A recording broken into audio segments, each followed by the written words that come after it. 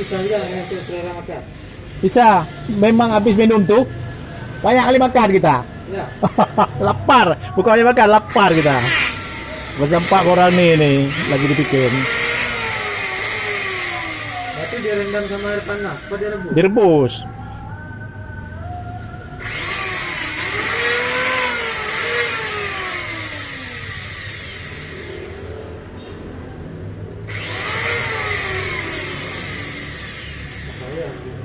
Gak apa-apa, kayak mana yang bisa bang, semi bisanya. Kalau nggak bisa nanti paksa diserut lagi kan.